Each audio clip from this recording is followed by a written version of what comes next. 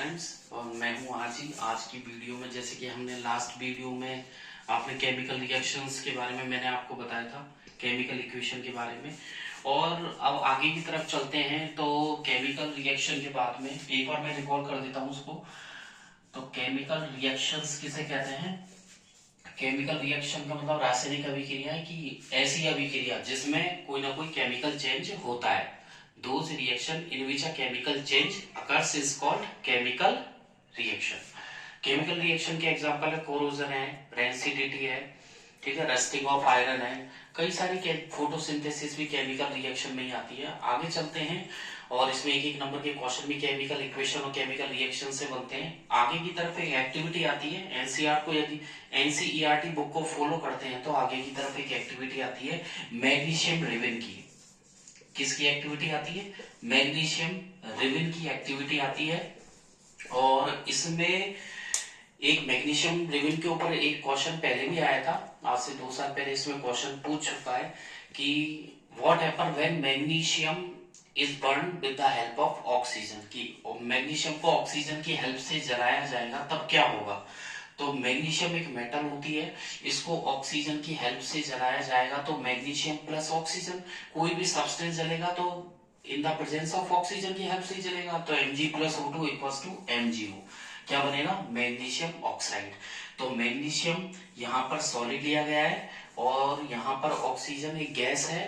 Gas के बाद यहाँ पर जो मैग्नीशियम ऑक्साइड बना है वो भी सॉलिड है। तो मैग्नीशियम मेटल है। यहाँ पर कभी भी आप कोई भी रिएक्शन लिखे एग्जाम में, जब आप बोर्ड का पेपर दे, खासकर 10th क्लास के बच्चे जब बोर्ड का पेपर दे तो कोई भी रिएक्शन लिखे उसके नीचे रिएक्टेंट और प्रोडक्ट का कोई भी सब्सटेंस आप लिखे तो उसके नीचे उसका नाम जरूर लिख दें। तो मैग्नीशियम के इसके नीचे नाम जरूर लिख दें इसमें। तो इसका नाम मैग्नीशियम है, यहाँ लिख दें मैग्नीशियम। ऑक्सीजन गैस है, इसके नीचे ऑक्सीजन लिख दें। और इधर यहाँ पर मैग्नीशियम ऑक्साइड है, इसके नीचे मैग्नीशियम ऑक्साइड लिख दें। अंडरस्टैंड? क्योंकि सामने वाला जब कॉपी चेक करता है तो उसे नहीं पता, तो क्लैरिफाई करने के लिए जितने भी सब्सटेंस है उसके नीचे उसको मेंशन कर दें, इससे थोड़ा रिप्रेजेंटेशन ठीक जाता है। मैग्नीशियम की एक्टिविटी में मैग्नीशियम के रिबन को लिया गया है, तो यहाँ पर हम मैग्नीशियम का रिबन ले लेते हैं और इस रिबन को यहाँ पर एक टोंग की हेल्प से यहाँ पर हमने इसमें इसको पकड़ लिया और इस तरीके से आप बना दें और यहाँ पर एक बर्नर लगा दें नीचे की तरफ। इस तरीके से एक बर्नर लगा दें और बर्नर की हेल्प से इसको बर्न कर दें। ये मैग्नीशियम की बर्निंग का डायग्राम हो जाएगा। और या तो इसी में ही इंक्लूड कर सकते हैं। दूसरा, जब ये बर्न करने लगेगा इस तरीके से तो इसको दूसरे यहाँ पर एक बाउल ले लें, ये वॉच ग्लास बोल सकते हो, और इसमें मैग्नीशियम का जो रिबन आपका बर्न हुआ है तो उसका हम इस तरीके से पाउडर यहाँ पर मैग्नीशियम ऑक्साइड का पाउडर यहाँ पर दिखा सकते हैं। तो इस यहाँ पर 2 नंबर का क्वेश्चन तो इस डायग्राम से बनता है यहाँ पर कि मैग्नीशियम की बर्निंग का डायग्राम बना करके बताइए। तो मैग्नीशियम की बर्निंग का डायग्राम, और यहाँ पर लिख जरूर दीजिएगा ये मैग्नीशियम रिबन है, यहाँ पर आप लिख दीजिएगा ये टोंग और इस तरीके से ये बर्नर। तो जितने भी एपरेटस काम में लिए उनके नाम जरूर क्लैरिफाई कर दीजिएगा। यहाँ पर बर्निंग, यहाँ पर ये बाउल या आप लिख सकते हैं वॉच ग्लास। इसके बाद ये 2 नंबर का डायग्राम, और इसमें से एक क्वेश्चन ये भी बनता है कि मैग्नीशियम की बर्निंग करेंगे तो क्या होगा, what happen when magnesium burn in the presence of oxygen. तो आप इसमें लिख दें मैग्नीशियम ऑक्साइड बनेगा और मैग्नीशियम ऑक्साइड का जो कलर होगा वो व्हाइट होगा। कैसा होगा? ये व्हाइट कलर होगा इसका। यहां तक समझ में आया? आगे की तरफ अगर इसको देखें और आगे की तरफ बढ़ें तो इस चैप्टर के अंदर एक क्वेश्चन है जो 1 नंबर का बनता है, what is the law of conservation of mass. कि law of conservation of mass क्या होता है। तो यहां पर क्वेश्चन बनता है 1 नंबर का, what is the law of conservation of mass. Question है what is the law of conservation of mass. 1 number का क्वेश्चन बनता है बोर्ड के हिसाब से और इसका सीधा सा आंसर है कि आपको आंसर देना है according to this law the total mass of reactants in the chemical reaction is directly या is equal to the total mass of product.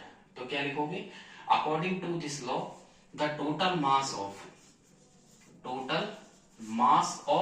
reactant, the total mass of reactant is equal to the total mass of product। ये 1 number का question अगर आ जाता है तो 1 number यहाँ से sure है कि 1 नंबर मिलेगा। इसके बाद इस चैप्टर को आगे बढ़ाते हैं तो इस चैप्टर में दूसरा क्वेश्चन जो आता है हो सकता है 1 नंबर का बनाए या 2 नंबर का। हिट एंड ट्रायल मेथड का इसमें एक क्वेश्चन है।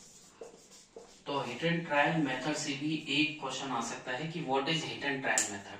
तो कोई भी केमिकल रिएक्शन और केमिकल रिएक्शन में जब हम कोई भी रिएक्टेंट्स लेते हैं और रिएक्टेंट्स को रिएक्शन के बाद कोई भी प्रोडक्ट बनाते हैं तो जैसे कि एक सिंपल सा एग्जांपल लें कि हम जैसे शक्कर, किसी पानी में शक्कर जितनी घुल जाए तो उतना ही मीठा होगा।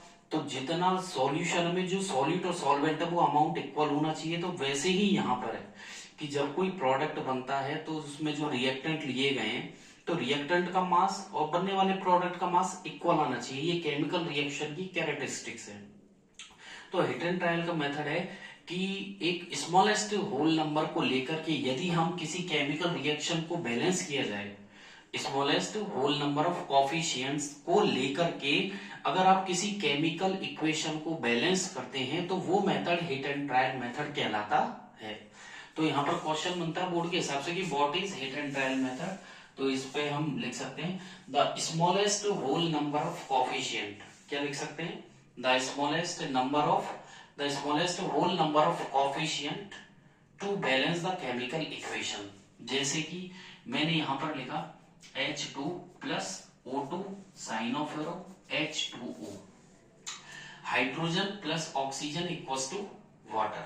तो यहाँ पर देखिएगा हाइड्रोजन के नीचे नंबर 2 लिखा हुआ है तो हाइड्रोजन यानी कि यहाँ पर 2 एटम है। रिएक्टेंट एरो के साइन के लेफ्ट साइड में रिएक्टेंट बोला जाता है इन्हें, ये रिएक्टेंट्स है। और राइट साइड में जो लिखा गया है वो प्रोडक्ट्स है। यानी कि जब आप कॉपी में केमिकल रिएक्शन केमिकल इक्वेशन लिखोगे तो आपकी जो राइट साइड में वो प्रोडक्ट्स होंगे और प्रोडक्ट्स का फॉर्मेशन तभी होता है जब रिएक्टेंट्स आपस में रिएक्ट करते हैं। तो यहाँ पर रिएक्टेंट को देखिए तो हाइड्रोजन और ऑक्सीजन को मिलकर के वाटर बनाया तो हाइड्रोजन के 2 एटम है तो 2 यहाँ पर देखिए कितने हैं 2, यहाँ पर बैलेंस है तो जो बैलेंस हो उसको डिस्टर्ब नहीं करना है। अब अगली नेक्स्ट सब्सटेंस पर आ जाइए, ऑक्सीजन के नीचे देखिएगा कितना है 2 और यहाँ पर देखिएगा कुछ नहीं है। तो कुछ नहीं है तो इसका मतलब आपको 1 कैलकुलेट करना है तो यहाँ पर 1 लेके चले। अब यहाँ पर chemical hit and trial method कहता है कि किसी भी केमिकल इक्वेशन को बैलेंस करने के लिए जो स्मॉलेस्ट होल नंबर का यूज किया जाएगा that is the hit and trial method. ये 1 या 2 नंबर में हो सकता है पूछ ले, तो इसलिए आप इन क्वेश्चंस को याद करके सिक्योर हो जाइए कि इस चैप्टर में आपके नंबर ना रिड्यूस हो ना डिडक्ट हो। तो यहाँ पर बैलेंस करने के लिए मान लीजिए मुझे यहाँ पर 2 यहाँ पर 1 है तो 1 को केमिकल रिएक्शंस के हिसाब से अगर आपको बैलेंस करना है तो छोटे नंबर को बड़ा कर सकते हैं लेकिन बड़े को छोटा नहीं करना है। 2 को 1 नहीं कर सकते, हम 1 को 2 कर सकते हैं और वो भी आपके पास ऑप्शन है मल्टीप्लाई का।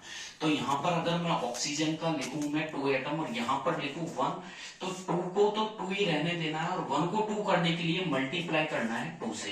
तो 2 1 जा 2 हो जाएगा। तो यहाँ पर आपको 2 लगाना है लेकिन 2 आप नीचे नहीं लगाओगे, ना किसी एटम के या ऑक्सीजन के पीछे ऊपर नीचे कहीं नहीं लगा हुआ है। सबसे पहले किसी कंपाउंड जैसे कि वाटर लिखा हुआ इसकी सबसे फ्रंट में लगाओगे आप। तो देखिए यहाँ पर 2 है और यहाँ पर 1 ऑलरेडी था तो 1 2 जा 2 क्रॉस मल्टीप्लाई करे तो 1 2 जा 2 और यहाँ पर 2 बैलेंस है। यहाँ पर 2 2 जा अब 2 ऑक्सीजन को बैलेंस करने के कारण यहाँ पर हाइड्रोजन 4 हो गए तो यहाँ पर 2 2 जा 4 और यहाँ पर 2 है। ऑक्सीजन को बैलेंस करने के चक्कर में यहाँ पर हाइड्रोजन गेन कर गई तो यहाँ पर आपको 2 करना पड़ेगा। तो यहाँ पर स्मॉलेस्ट नंबर 2 काम में लिया है तो this is the hit and trial method. आगे इस चैप्टर को देखिए तो टाइप्स ऑफ केमिकल रिएक्शन पे आते हैं और बैलेंस करना आप लोगों को आता ही होगा, फिर भी मैं आपको बता देता हूँ।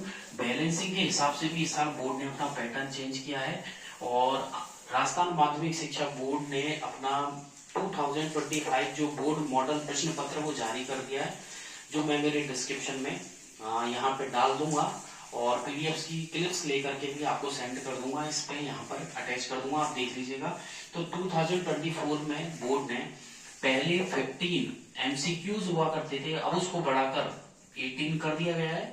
और यहाँ पर पहले फिल इन द ब्लैंक्स जो लास्ट ईयर था 2024 की बात कर रहा हूँ, अभी करंट में जो था वो फिल इन द ब्लैंक्स 7 हुआ करते थे।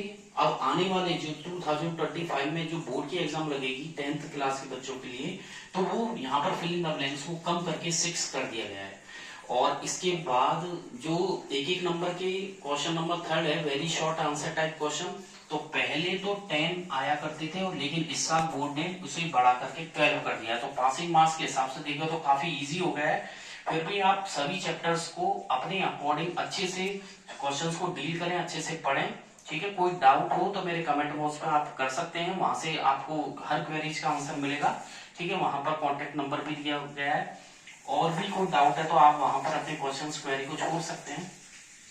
तो इस चैप्टर में आगे की तरफ पढ़े तो टाइप्स ऑफ केमिकल रिएक्शंस को आगे देखिए। तो टाइप्स ऑफ केमिकल रिएक्शंस, तो इस चैप्टर में कई तरीके की केमिकल रिएक्शन है। कॉम्बिनेशन रिएक्शन है, फर्स्ट तो आप कॉम्बिनेशन रिएक्शन है। नेक्स्ट सेकंड डीकंपोजिशन रिएक्शन है, डीकंपोजिशन रिएक्शन। डीकंपोजिशन यहाँ 3 टाइप से है, एक तो हीट की हेल्प से है, इलेक्ट्रिक करंट की हेल्प से और सनलाइट की हेल्प से है। तीसरा यहाँ पर देखिए डिस्प्लेसमेंट रिएक्शन है, डिस्प्लेसमेंट रिएक्शन। फोर्थ है double displacement reaction, double displacement reaction. Fifth है यहाँ पर रेडॉक्स रिएक्शन, रेडॉक्स के बाद ऑक्सीडेशन रिएक्शन भी इसी में ही आती है, ऑक्सीडेशन रिएक्शन। और 7 रिडक्शन रिएक्शन।